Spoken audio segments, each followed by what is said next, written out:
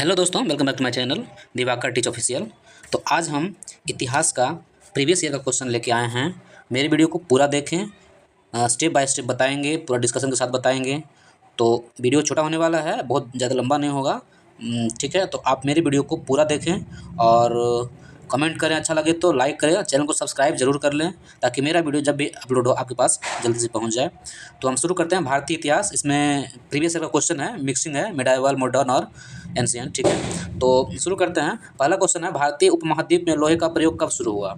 ठीक है, तो पहला ऑप्शन है इसमें प्रायः 9,000 वर्ष पूर्व, 12,000 वर्ष पूर्व, 6,000 वर्ष पूर्व और डी उपरोक्त में से एक से अधिक। ठीक है, तो इसका आंसर जो होगा ई होगा। ठीक है, इसका आंसर ई क्यों होगा, क्योंकि लोहे का जो प्रयोग हुआ था 600 ईस्वी पूर्व में हुआ था। ठीक है, और उत्तर वैदिक काल में जो है लोहे का प्रयोग हुआ था। ठीक है, और अगर बात की जाए सिंधु घाटी सभ्यता का, तो उसमें भी साक्ष्य इसका नहीं मिलता है। ठीक है, लोहे का प्रयोग का साक्ष्य नहीं मिलता है। अगर ऋग वैदिक सभ्यता की बात की जाए तो उसमें भी इसकी पुष्टि नहीं हुई है। ठीक है, अगला प्रश्न देखते हैं।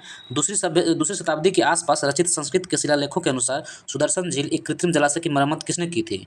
ठीक है, तो इसका क्या आंसर होगा, इसका आंसर होगा रुद्रदामन। ठीक है, पहला का आंसर क्या होगा, पहला का आंसर ये हुआ था। ठीक है, दूसरा का आंसर क्या होगा, रुद्रदामन। ठीक है, अगर रुद्रदामन की बात किया जाए, ठीक है, तो ये जो है एक शक राजा थे जो कि सर्वाधिक योग्य राजा थे। ठीक है, इसका शासनकाल जो है 130 ईस्वी से 150 ईस्वी तक रहा था। ठीक है, और ये जो सुदर्शन झील जो है इसका निर्माण जो हुआ था मौर्य द्वारा किया गया था, और इसका जो मरम्मत का कार्य है वो ये रुद्रदामन ही किए थे। अगर रुद्रदामन की बात किया जाए तो जूनागढ़ अभिलेख से इसकी जानकारी मिलती है। ठीक है, अगला क्वेश्चन देखते हैं। झांसी के पास देवगढ़ का मंदिर और इलाहाबाद के पास गढ़वा मंदिर में बनी मूर्तियां किस कला के महत्वपूर्ण अवशेष हैं।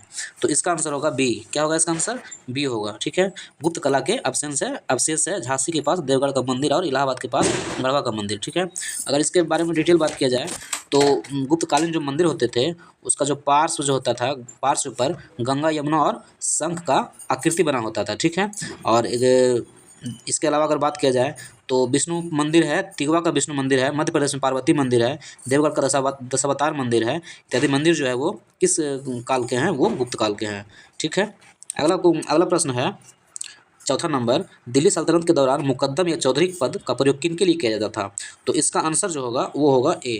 ठीक है, गांव के सरपंच। ठीक है, यानी मुकद्दम या चौधरी का जो पद होता था किसके लिए, गांव के सरपंच के लिए या मुख्य आदमी के लिए। ठीक है, और इसका जो काम होता था स्थानीय स्तर पर कानून व्यवस्था बनाए रखना होता था। ठीक है, अगला प्रश्न देखते हैं। 5 नंबर, तबकात ए अकबरी जिसने कभी कभी अबुल फजल के अकबरनामा से अधिक विश्वसनीय माना जाता था, किसके द्वारा लिखा गया है।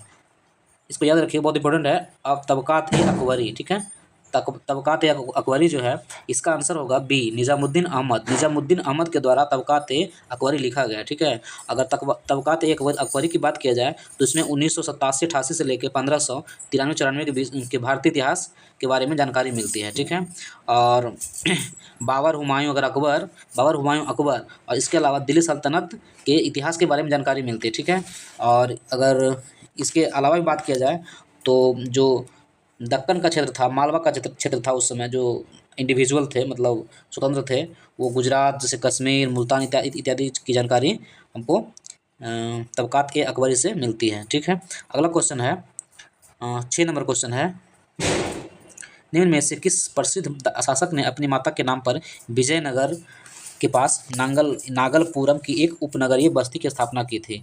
तो इसका आंसर जो होगा ए होगा। ठीक है, क्या होगा, ए, कृष्णदेव राय। अगर कृष्णदेव राय की बात किया जाए तो इसका शासनकाल जो था 1509 से 1529 ईस्वी के आसपास था, और कृष्णदेव राय तुलु वंश का शासक था, और इन्होंने उपाधि के रूप में आंध्र भोज, आंध्र पितामह एवं अभिनव भोज की उपाधि धारण किया था। ठीक है, और इसके समय में जो इसका शासनकाल था वो बहुत ही शक्तिशाली था। ठीक है, अगला प्रश्न है, निम्नलिखित में से किस युद्ध में मुख्य विरोधियों का सही उल्लेख नहीं किया गया है। तो इसका आंसर जो होगा वो सी होगा। ठीक है, पानीपत का द्वितीय युद्ध। ठीक है। पानीपत का द्वितीय युद्ध टीपू सुल्तान और मराठा के बीच नहीं हुआ था। पानीपत का द्वितीय युद्ध जो हुआ था हेमचंद्र विक्रमादित्य एवं अकबर की सेना, ठीक है, के बीच हुआ था। अकबर की सेना की ओर से उसका सेनापति बैरम खां जो कि उसका मुख्य भूमिका निभाया था, ठीक है। और पानीपत का अगर द्वितीय युद्ध की बात किया जाए तो इसका डेट जो है 5 नवंबर 1556 ईस्वी है। कितना है? 5 नवंबर 1556 ईस्वी, 5 नवंबर 1556 ईस्वी, ठीक है, याद रखेंगे।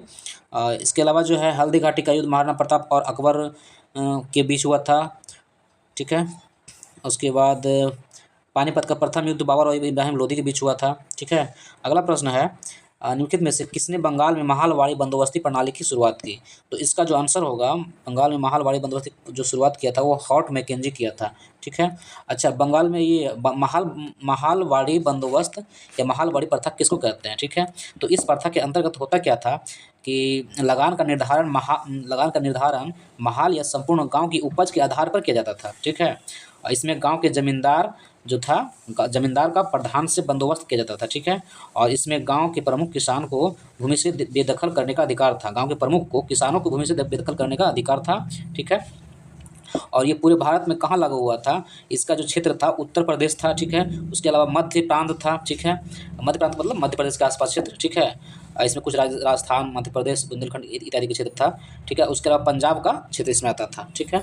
अगला प्रश्न है, क्या होगा इसका आंसर? होल्ट मैकेंजी, ठीक है। अगला प्रश्न है 19वीं शताब्दी के अंत में इतिहास के अध्ययन ने भारत में राष्ट्रीयता की भावना उत्पन्न करने में किस प्रकार सहायता की?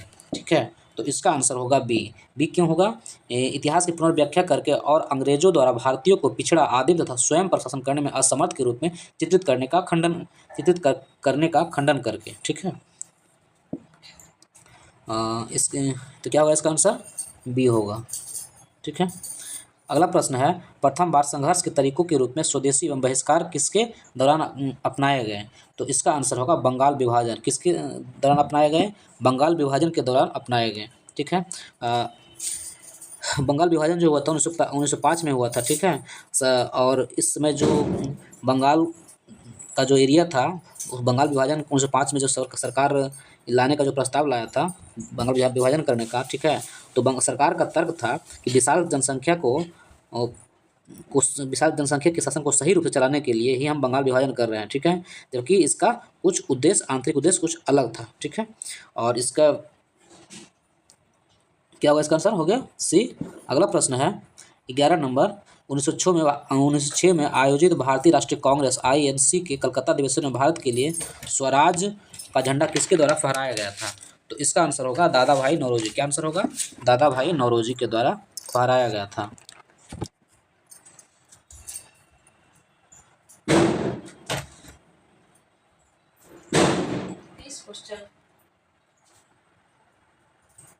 इसका आंसर होगा दादा भाई नौरोजी के द्वारा, ठीक है, 1906 में, ठीक है। अगला प्रश्न है अबुल कलाम आज़ाद के द्वारा किस समाचार पत्र को संपादित किया गया था? तो इसका आंसर होगा अल हिलाल। अल हिलाल समाचार पत्र था वो अबुल कलाम आज़ाद के द्वारा प्रकाशित किया गया था। और अल हिलाल जो था एक साप्ताहिक उर्दू समाचार पत्र था, ठीक है। इसमें क्या होता था कि इस पत्रिका के माध्यम से अबुल कलाम आज़ाद ने ब्रिटिश शासन की आलोचना की, ठीक है। इससे क्या होता था? भारतीय मुस्लिमों के मन में आंदोलन में भाग लेने का इच्छा जाहिर होता था और भारतीय आंदोलन में भाग लेते थे, ठीक है। अगला प्रश्न है एक सन्यासी जो फिजी में एक गिरमिटिया मजदूर के रूप में कार्य करने के बाद उस जिले में अपनी पीठ पर तुलसीदास रामायण की एक प्रति लेकर आया था, जिससे वह ग्रामीण श्रोताओं को छंद सुनाता था। यहाँ जिस किसान नेता का वर्णन है वह कौन नेता है? तो इसका आंसर होगा बाबा रामचंद्र, ठीक है। रामचंद्र जो थे वो फिजी में गए थे, ठीक है, गिरमिटिया मजदूर के रूप में। और जब वहाँ से भारत लौटे तो अवध के क्षेत्र में अपने पीठ पर रामचरितमानस का प्रति लेकर गांव-गांव में उसका छंद सुनाया करते थे और अंग्रेज़ों के प्रति आंदोलन करने का वो जोश पैदा करते थे, ठीक है। तो क्या होगा इसका आंसर? बाबा रामचंद्र। अगला प्रश्न है वर्ष 1918 में मोंटफोर्ट सुधारों पर कांग्रेस ने एक महत्वपूर्ण रुख अपनाया, ठीक है, जिसके कारण पुराने उदारवादी अवशेष जैसे सप्रू हो गया, जयकर और चिंतामणि टूट गए, जिन्होंने गठन किया, ठीक है। तो इसका आंसर क्या होगा? इसका आंसर होगा इंडियन नेशनल लिबरेशन फेडरेशन का। ठीक है, कह रहा है कि 1918 में मोंटफोर्ड सुधार जो आया था उससे पुराने उदारवादी क्या हुए, टूट गए थे। ठीक है, उदारवादी टूट गए थे और इसलिए उन्होंने अलग पार्टी का गठन किया जिसका नाम था इंडियन नेशनल लिबरेशन फेडरेशन का। ठीक है, अगला प्रश्न ए हो गया, आंसर ए होगा। अगला प्रश्न है नगरों में असहयोग आंदोलन के संबंध में निम्नलिखित में से कौन से कथन सही नहीं है। तो 15 का आंसर हो जाएगा ए। क्या होगा, ए, यानी 1 और 2 सही नहीं है। ठीक है, 1 और 2 सही नहीं है। सही क्यों नहीं है, क्योंकि पहला कह रहा है कि आंदोलन में केवल उच्च जातियों और अमीरों ने भाग लिया, तो ऐसा नहीं है। इसमें केवल उच्च जाति नहीं होगा, इसमें मध्यम लोगों ने, मध्यम परिवार के लोगों ने इसमें भाग लिया आंदोलन में। ठीक है, उसके बाद करा दूसरा, मद्रास की जस्टिस पार्टी द्वारा भी काउंसिल के चुनाव का बहिष्कार किया गया। नहीं, इसमें बहिष्कार नहीं किया गया था। ठीक है, अगला प्रश्न, हजारों छात्रों ने सरकारी नियंत्रण वाले स्कूलों को छोड़ दिया, प्रधानाध्यापकों और शिक्षकों ने इस्तीफा दे दिया और वकीलों ने अपनी प्रैक्टिस छोड़ दी। ठीक है, तो ये जो होगा आंसर कौन सही नहीं है, ये सही होगा। ठीक है, जब कह रहा है इसमें कह रहा है क्वेश्चन में कि सही नहीं है, तो सही नहीं, ये नहीं है, ये नहीं है। ठीक है, इसलिए क्या इसका आंसर होगा, इसलिए आंसर होगा ए और 2, 1 और 2। ठीक है, अगला प्रश्न है भारतीय स्वतंत्रता संग्राम के बारे में निम्नलिखित में से कौन सा सही नहीं है। ठीक है, क्या कह रहा है, सही नहीं है, तो इसका आंसर होगा 1921 में महात्मा गांधी को गिरफ्तार किया गया था, कर लिया गया था। महात्मा गांधी को गिरफ्तार 1921 में नहीं किया गया था। ठीक है, महात्मा गांधी को गिरफ्तार किया गया था 10 मार्च 1922 को। ठीक है, और ये इसका कारण था, इन पर देशद्रोह का आरोप लगाया था और इनको 6 वर्ष की सज़ा सुनाई गई थी। ठीक है, तो बाकी सब इसमें भी सही है, जैसे चौरा चौरी कांड के कारण गांधी जी असहयोग आंदोलन से पीछे हट गए। ठीक है, और तीसरा है गांधी जी ने अपना पहला प्रमुख सार्वजनिक भाषण BHU विश्वविद्यालय में दिया था, ये भी सही है। ठीक है, अगला प्रश्न है 17 का, ऑल इंडिया हरिजन संघ की स्थापना वर्ष 1932 में किसके द्वारा की गई थी। तो इसका आंसर होगा ऑल इंडिया हरिजन संघ की स्थापना 1932 में महात्मा गांधी के द्वारा की गई थी। क्या होगा, सी होगा इसका आंसर। ठीक है, 1932 में किसके द्वारा की गई थी, महात्मा गांधी के द्वारा की गई थी। ठीक है, और शुरुआती में ऑल इंडिया हरिजन संघ का जो शुरुआती नाम था वो नाम था अस्पृश्यता निवारण संघ। ठीक है, और इस नाम को जो है बदल कर 13 सितंबर 1933 को हरिजन सेवक संघ नाम दिया गया था। ठीक है, और इसके अध्यक्ष जो थे वो घनश्याम दास बिरला थे, जो कि एक उद्योगपति थे। इसके अलावा जो सचिव थे अमृतलाल विट्ठल दास ठक्कर थे। ठीक है, और इसमें जो शामिल होने वाले लोग थे उनका मानना था कि जो हिंदू धर्म में कुरीतियाँ हैं, पाखंड है, उसका इसमें शामिल होकर हम अपने को प्रायश्चित करेंगे। ठीक है, तो उसमें बहुत कम ही लोग शामिल हुए थे।